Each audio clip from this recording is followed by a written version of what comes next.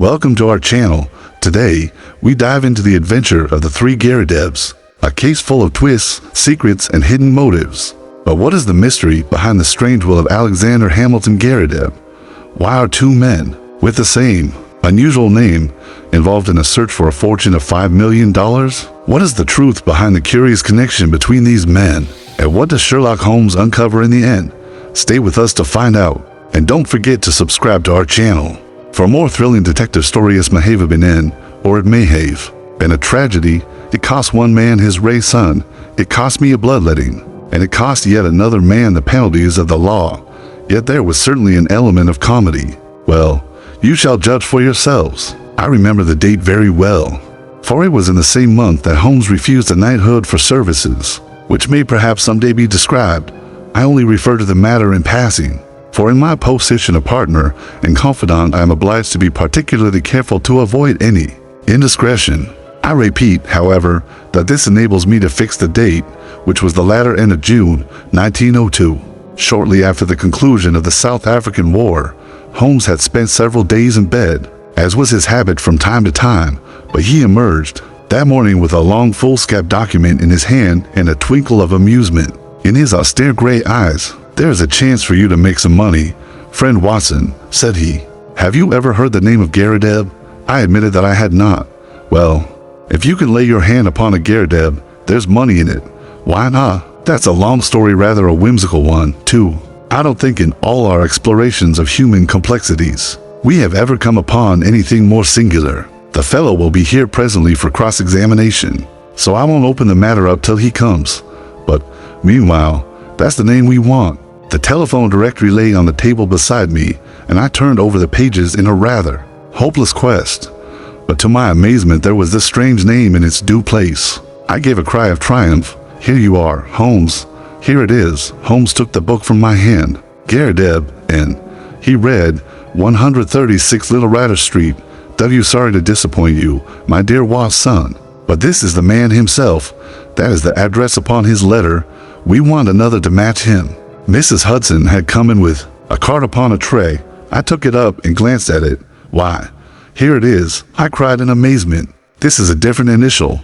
John Garrideb, counselor at law, Morville, Kansas, USA." Holmes smiled as he looked at the card. "I am afraid you must make yet another effort, Watson," said he. "This gentleman is also in the plot already, though I certainly did not expect to see him this morning. However, he is in a position to tell us a good deal which I want to know." A moment later, he was in the room. Mr. John Garrideb, counselor at law, was a short, powerful man with a round, fresh, clean-shaven face characteristic of so many American men of affairs. The general effect was chubby and rather childlike, so that one received the impression of quite a young man with a broad-set smile upon his face. His eyes, however, were resting. Seldom in any human head have I seen a pair which bespoke a more intense inward life. So bright were they, so alert, so responsive to every change of thought. His accent was American, but was not accompanied by any eccentricity of speech. "Mr. Holmes?" he asked, glancing from one to the other. "Ah, yes. Your pictures are not unlike you, sir. If I may say so, I believe you have had a letter from my namesake, Mr. Nathan Garrideb, have you not?" "Pray sit down," said Sherlock Holmes. "We shall, I fancy, have a good deal to discuss." He took up his sheets of foolscap. "You are, of course, the Mr. John Garrideb mentioned in this document. But surely you have been in England some time.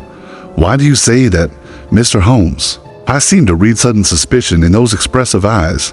"Your whole outfit is English?" Mr. Garrideb forced a laugh. "I've read of your tricks, Mr. Holmes, but I never thought I would be the subject of them. Where do you read that? The shoulder cut of your coat, the toes of your boots, could anyone doubt it? Well, I had no idea I was so obvious a Britisher. But business brought me over here some time ago, and so, as you say, my outfit is nearly all London. However, I guess your time is of value, and we did not meet to talk about the cut of my socks. What about getting down to that paper you hold in your hand?" Holmes had in some way ruffled our visitor, whose chubby face had assumed a far less amiable expression. "Patience, patience, Mr. Garrideb," said my friend in a soothing voice. "Dr. Watson would tell you that these little digressions of mine sometimes prove in the end to have some bearing on the matter.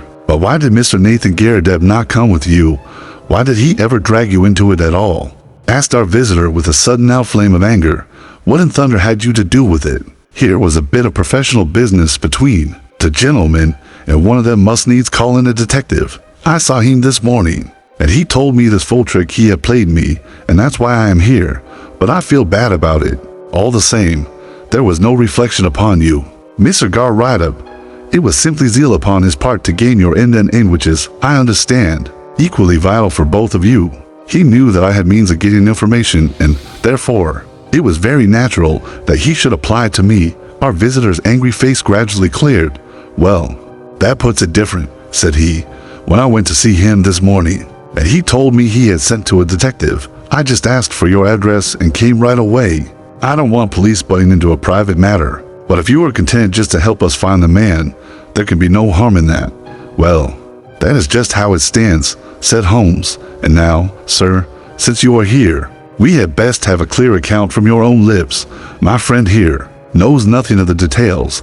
Mr. Garrideb surveyed me with not too friendly a gaze. Need he know? He asked. We usually work together. Well, there's no reason it should be kept a secret. I'll give you the facts as short as I can make them. If you came from Kansas, I would not need to explain to you who Alexander Hamilton Garrideb was. He made his money in real estate and afterwards in the wheat pit at Chicago. But he spent it in buying up as much land as would make one of your counties, lying along the Arkansas River, west of Fort Dodge. It's grazing land and lumber land and arable land and mineralized land, and just every sort of land that brings dollars to the man that owns it. He had no kith nor kin, or, if he had, I never heard of it.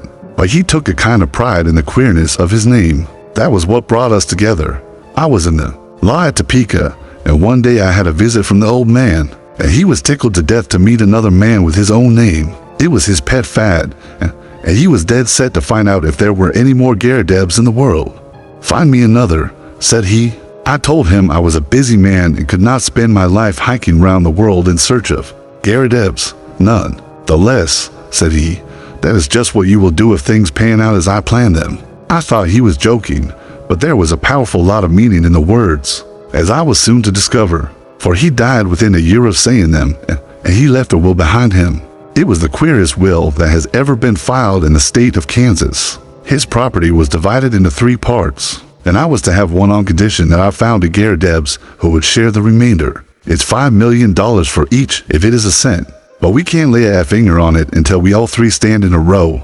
It was so big a chance that I just let my legal practice slide, and I set forth looking for Garridebs. There is not one in the United States. I went through it, sir, with a fine-toothed comb, and never a Garrideb could I catch. Then I tried the old country. Sure enough, there was the name in the London telephone directory. I went after him 2 days ago and explained the whole matter to him, but he is a lone man, like myself, with some women relations, but no men. It says 3 adult men in the will. So you see, we still have a vacancy, and if you can help to fill it, we will be very ready to pay your charges. Well, Watson, said Holmes with a smile. I said it was rather whimsical, did I not? I should have thought, sir, that your obvious way was to advertise in the agony columns of the papers. I'd have done that, Mr. Holmes. No replies. Dear me, well, it is certainly a most curious little problem. I may take a glance at it in my leisure. By the way, it is curious that you should have come from Topeka. I used to have a correspondent, he is dead now, old Dr. Lysander Starr, who was mayor in 1890. Good old Dr. Starr, said our visitor. His name I still honored. Well, Mr. Holmes, I suppose all we can do is to report to you and let you know how we progress. I reckon you will hear within a day or 2. With this assurance our American bowed and departed. Holmes had lit his pipe, and he sat for some time with a curious smile upon his face. Well, I asked at last, I'm wondering, Watson, just wondering, at what? Holmes took his pipe from his lips. I was wondering, Watson, what on earth could be the object of this man in telling us such a rigmarole of lies? I nearly asked him so, for there are times when a brutal frontal attack is the best policy. But I judged it better to let him think he had fooled us. Here is a man with an English coat frayed at the elbow and trousers bagged at the knee with a year's wear, and yet by this document, and by his own account, he is a provincial American lately landed in London. There have been no advertisements in the agony columns. You know that I miss nothing there. They are my favorite covert for putting up a bird, and I would never have overlooked such a cock pheasant as that. I never knew a Dr. Lysander Starr of Topeka touch him where he was false. I think the fellow is really an American, but he has worn his accent smooth with years of London. What is his game, then, and what motive lies behind this preposter? A search for Garridebs. It's worth our attention, for, granting that the man is a rascal, he is certainly a complex and ingenious one. We must now find out if our other correspondent is a fraud also. Just ring him up. Watson. I did so, and heard a thin, quavering voice at the other end of the line. Yes, yes. I am Mr. Nathan Garrideb. Is Mr. Holmes there? I should very much like to have a word with Mr. Holmes. My friend took the instrument, and I heard the usual syncopated dialogue. Yes, he has been here. I understand that you don't know him. How long? Only 2 days. Yes, yes. Of course, it is a most captivating prospect. Will you be at home this evening? I suppose your namesake will not be there? Very good. We will come then, for I would rather have a chat without him. Dr. Watson will come with me. I understand from your note that you did not go out often. Well, we shall be round about 6.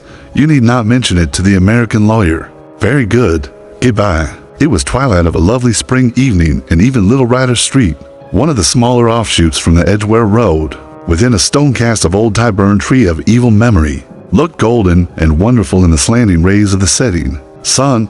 The particular house to which we were directed was a large, old-fashioned, early Georgian edifice, with a flat brick face broken only by two deep bay windows on the ground floor. It was on this ground floor that our client lived, and indeed, the low windows proved to be the front of the huge room in which he spent his waking hours. Holmes pointed as we passed to the small brass plate which bore the curious name, "Up some years." "Watson," he remarked, indicating its discolored surface.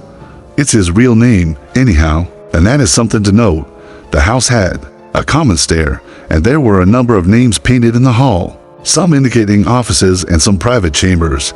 It was not a collection of residential flats, but rather the abode of bohemian bachelors. Our client opened the door for us himself, and apologized by saying that the woman in charge left at 4 o'clock. Mr. Nathan Garrideb proved to be a very tall, loose-jointed, round-backed person, gaunt and bald, some 60-odd years of age. He had a cadaverous face, with the dull dead skin of a man to whom exercise was unknown. Large round spectacles and a small projecting ghost beard combined with his stooping attitude to give him an expression appearing curiosity. The general effect, however, was amiable, though eccentric. The room was as curious as its occupant. It looked like a small museum. It was both broad and deep, with cupboards and cabinets all round, crowded with specimens, geological and anatomical. Cases of butterflies and moss flanked each side of the entrance. A large table in the center was littered with all sorts of debris, while the tall brass tube of a powerful microscope bristled up among them. As I glanced round, I was surprised at the universality of the man's interests. Here was a case of ancient coins. There was a cabinet of effluent instruments. Behind his central table was a large cupboard of fossil bones. Above was a line of plaster skulls with such names as Neanderthal, Heidelberg, Cro-Magnon, printed beneath them. It was clear that he was a student of many subjects. As he stood in front of us now, he held a piece of chamois leather in his right hand with which he was polishing a coin. Syracusan of the best period, he explained, holding it up. They degenerated greatly towards the end. At their best, I hold them supreme, though some prefer the Alexandrian school.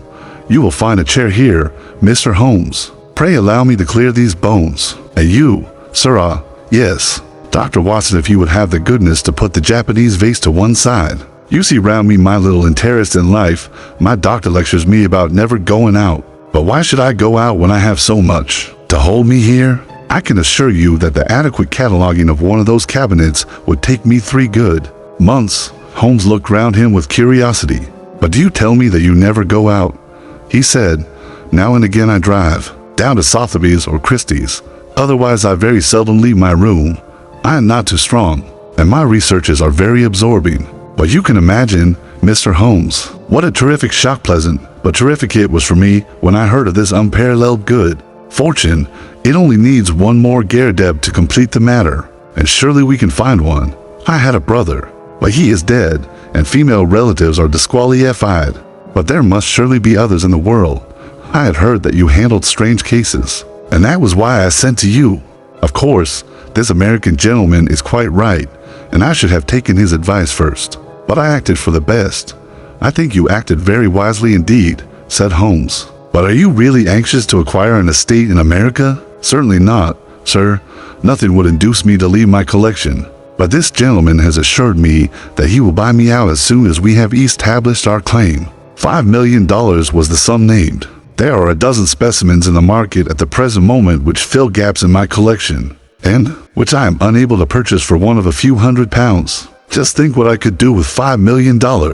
Why, I have the nucleus of a national collection. I shall be the Hans Sloane of my age.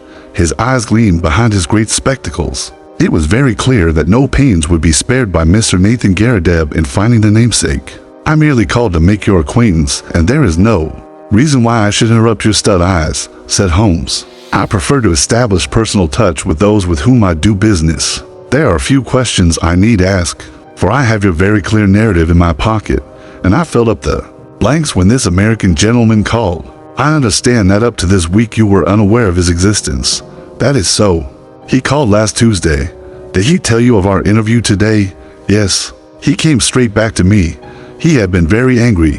Why should he be angry? He seemed to think it was some reflection on his honor, but he was quite cheerful again when he returned. Did he suggest any course of action? No, sir, he did not. Has he had or asked for any money from you? No, sir, never. You see no possible object he has in view? None, except what he states. Did you tell him of our telephone appointment? Yes, sir, I did. Holmes was lost in thought. I could see that he was puzzled. Have you any articles of great value in your collection? No, sir. I'm not a rich man. It is a good collection, but not a very valuable one. You have no fear of burglars? Not the least. How long have you been in these rooms? Nearly 5 years. Holmes's cross-examination was interrupted by an imperative knocking at the door. No sooner had our client unlatched it than the American lawyer burst excitedly into the room. Here you are, he cried, waving a paper over his head. I thought I should be in time to get you, Mr. Nathan Garrideb. My congratulations. You are a rich man. Sir, our business is happily finished and all is well. As to you, Mr. Holmes, we can only say we are sorry if we have given you any useless trouble. He handed over the paper to our client, who stood staring at a marked advertisement. Holmes and I leaned forward and read it over his shoulder. This is how it ran. Howard Garrideb, constructor of agricultural machinery, binders, reapers, steam and hand plows, drills, harrows, farmers' carts, buckboards, and all other appliances. Estimates for artesian wells apply Grosvenor Buildings. Aston Glorious, gasped our host. That makes our third man. I had opened up inquiries in Birmingham, said the American, and my agent there has sent me this advertisement from a local paper. We must hustle and put the thing through. I'd have written to this man and told him that you will see him in his office tomorrow afternoon at 4 o'clock. You want me to see him? What do you say, Mr. Holmes? Don't you think it would be wiser? Here am I, a wandering American with a wonderful tale. Why should he believe what I tell him? But you are a Britisher with solid references, and he is bound to take notice of what you say. I would go with you if you wished, but I have a very busy day tomorrow, and I could always follow you if you are in any trouble.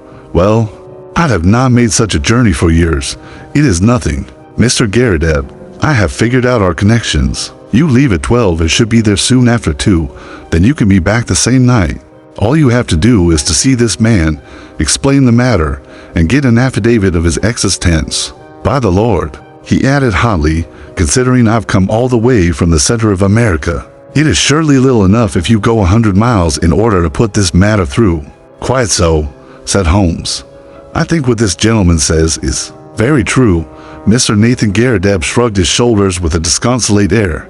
Well, if you insist I shall go, said he. It is certainly hard for me to refuse you anything. Considering the glory of hope that you have brought into my life, then that is agreed, said Holmes, and no doubt you will let me have a report as soon as you can. I'll see to that, said the American. Well, he added, looking at his watch, I'll have to get on. I'll call tomorrow, Mr. Nathan, and see you off to Birmingham. Coming my way. Mr. Holmes, well, then, goodbye, and we may have good news for you tomorrow night. I noticed that my friend's face cleared when the American left the room, and the look of thoughtful perplexity had vanished. I wish I could look over your collection. Mr. Garrideb, said he, in my profession all sorts of odd knowledge comes useful, and this room of yours is a storehouse of it.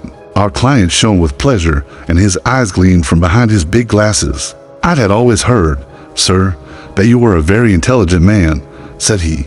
I could take you round now if you have the time. Unfortunately, I have not, but these specimens are so well labeled and classified that they hardly need your personal explanation. If I should be able to look in tomorrow, I presume that there would be no objection to my glancing over them. None at all. You are most welcome. The place will, of course, be shut up, but Mrs. Saunders is in the basement up to 4 o'clock and will let you in with her key. Well, I happen to be clear tomorrow afternoon. If you would say a word to Mrs. Saunders, it would be quite in order. By the way, who is your house agent? Our client was amazed at the sudden question. Holloway and Steele, in Edgware Road. But why? I am a bit of an archaeologist myself when it comes to houses, said Holmes, laughing. I was wondering if this was Queen Anne or Georgian. Georgian, beyond doubt. Really, I should have thought a little earlier. However, it is easily ascertained. Well, goodbye, Mr. Garrideb, and may you have every success in your Birmingham journey. The house agent's was close by, but we found that it was closed for the day, so we made our way back to Baker Street. It was not till after dinner that Holmes reverted to the subject. Our little problem draws to a close, said he. No doubt you have outlined the solution in your own mind. I can make neither head nor tail of it.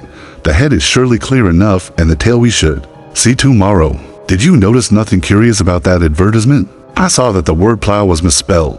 Oh, you did notice that, did you? Come, Watson. You improve all the time. Yes, it was bad English, but good American. The printer had set it up as received. Then the buckboards, that is American also. And artesian wells are commoner with them than with us. It was a typical American advertisement, but purporting to be from an English firm. What do you make of that? I can only suppose that this American lawyer put it in himself. What his object was I fail to understand. Well, there are alternative explanations. Anyhow, he wanted to get this good old fossil up to Birmingham. That is very clear. I might have told him that he was clearly going on a wild goose chase, but on second thoughts, it seemed better to clear the stage by letting him go. Tomorrow, Watson, well, tomorrow will speak for itself. Holmes was up and out early. When he returned at lunchtime, I noticed that his face was very grave. This is a more serious matter than I had expected, Watson, said he. It is fair to tell you so, though I know it will only be an additional reason to you for running your head into danger. I should know my Watson by now, but there is danger, and you should know it. Well, it is not the first we have shared, Holmes. I hope it may not be the last. What is the particular danger this time? We are up against a very hard case. I have identified Mr. John Garrideb, counselor at law. He is none other than Killer Evans, of sinister and murderous reputation. I fear I am none the wiser. Ah, it is not part of your profession to carry about a portable Newgate calendar in your memory. I have been down to see friend Lestrade at the yard. There may be an occasional one of imaginative intuition down there, but they lead the world for thoroughness and method. I had an idea that we might get on the track of our American friend. In their records, sure enough, I found his chubby face smiling up at me from the Rogues Portrait Gallery. James Winter, alias Moorcroft, alias Killer Evans, was the inscription below. Holmes drew an envelope from his pocket. I scribbled down a few points from his dossier. Age 44, native of Chicago, known to have shot 3 men. In the States, escaped from penitentiary through political influence, came to London in 1893. Shot a man over cards in a nightclub in the Waterloo Road in January 1895. Man died, but he was shown to have been the aggressor in the row. Dead man was identified as Roger Prescott, famous as forger and coiner in Chicago. Killer Evans, released in 1901, has been under police supervision since, but so far as known has led an honest life. Very dangerous man, usually carries arms and is prepared to use them. That is our bird. Watson, a sporting bird, as you must admit. But what is his game? Well, it begins to define itself. I have been to the house agents. Our client, as he told us, has been there 5 years. It was unlet for a year before then. The previous tenant was a gentleman at large named Waldron. Waldron's appearance was well remembered at the office. He had suddenly vanished, and nothing more been heard of him. He was a tall, bearded man with very dark features. Now, Prescott, the man whom Killer Evans had shot, was, according to Scotland Yard, a tall, dark man with a beard. As a working hypothesis, I think we may take it that Prescott, the American criminal, used to live in the very room which our innocent friend now devotes to his museum. So at last we get a link, you see, and the next link, well, we must go now and look for that. He took a revolver from the drawer and handed it to me. I have my old favorite with me. If our Wild West friend tries to live up to his nickname, we must be ready for him. I'll give you an hour for a siesta, Watson, and then I think it will be time for our Ryder Street adventure. It was just 4 o'clock when we reached the curious apartment of Nathan Garrideb. Mrs. Saunders, the caretaker, was about to leave, but she had no hesitation in admitting us, for the door shut with a spring lock, and Holmes promised to see that all was safe before we left. Shortly afterwards, the outer door closed, her bonnet past the bow window, and we knew that we were alone in the lower floor of the house. Holmes made a rapid examination of the premises. There was one cupboard in a dark corner which stood out a little from the wall. It was behind this that we eventually crouched while Holmes in a whisper outlined his intentions. He wanted to get our amiable friend out of his room, that is very clear, and as the collector never went out, it took some planning to do it. The whole of this Garrideb invention was apparently for no other end. I must say, Watson, that there is a certain devilish ingenuity about it, even if the queer name of the tenant did give him an opening which he could hardly have expected. He wove his plot with remarkable cunning. But what did he want? Well, that is what we are here to find out. It has nothing whatever to do with our client, so far as I can read the situation. It is something connected with the man he murdered, the man who may have been his confederate in crime. There is some guilty secret in the room. That is how I read it. At first I thought our friend might have something in his collection more valuable than he knew, something worth the attention of a big criminal. But the fact that Roger Prescott of Evil Mem or he inhabited these rooms points to some deeper reason. Well, Watson, we can but possess our souls in patience and see what the hour may bring. That hour was not long in striking. We crouched closer in the shadow as we heard the outer door open and shut. Then came the sharp, metallic snap of a key, and the American was in the room. He closed the door softly behind him, took a sharp glance around him to see that all was safe, threw off his overcoat, and walked up to the central table with the brisk manner of one who knows exactly what he has to do and how to do it. He pushed the table to one side, tore up the square of carpet on which it rested, rolled it completely back, and then, drawing a jemmy from his inside pocket, he knelt down and worked vigorously upon the floor. Presently we heard the sound of sliding boards, and an instant later a square had opened in the planks. Killer Evans struck a match, lit a stump of candle, and vanished from our view. Clearly our moment had come. Holmes touched merest as a signal, and together we stole across to the open trapdoor. Gently as we moved, however, the old floor must have creaked under our feet, for the head of our American, peering anxiously round, emerged suddenly from the open space, his face turned upon us with a glare of baffled rage, which gradually softened into a rather shamefaced grin as he realized that the pistols were pointed at his head. Well, said he coolly as he scrambled to the surface. I guess you have been one too many for me. Mr. Holmes saw through my game, I suppose, and played me for a sucker from the first. Well, sir, I hand it to you. You have me beat. And in an instant he had whisked out a revolver from his breast and had fired his shots. I felt a sudden hot sear as if a red-hot iron had been pressed to my thigh. There was a crash as Holmes's pistol came down on the man's head. I had a vision of him sprawling upon the floor, with blood running down his face while Holmes rummaged him for weapons. Then my friend's weary arms were round me, and he was leading me to a chair. You're not hurt. Watson, for God's sake, say that you are not hurt. It was worth a wound. It was worth many wounds to know the depth of loyalty and love which lay behind that cold mask. The clear, hard eyes were dimmed for a moment, and the firm lips were shaking. For the one and only time I caught a glimpse of a great heart as well as of a great brain. All my years of humble but single-minded service culminated in that moment of revelation. It's nothing, Holmes. It's a mere scratch. He had ripped up my trousers with his pocket knife. You are right. he cried with an immense sigh of relief. It is quite superficial. His face set like flint as he glared at our prisoner, who was sitting up with a dazed face. By the Lord, it is as well for you if you had killed Watson, you would not have got out of this room alive. Now, sir, what have you to say for yourself? He had nothing to say for himself. He only sat and scowled. I leaned on Holmes's arm, and together we looked down into the small cellar which had been disclosed by the secret flap.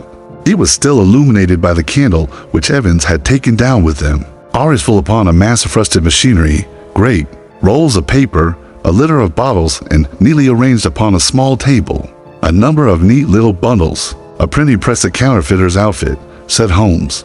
Yes, sir, said our prisoner, staggering slowly to his feet and then sinking into the chair. The greatest state counterfeiter London ever saw. That's Prescott's machine. And those bundles on the table are 2,000 of Prescott's notes worth 100 each, and fit to pass anywhere. Help yourselves, gentlemen. Call it a deal and let me beat it. Holmes laughed.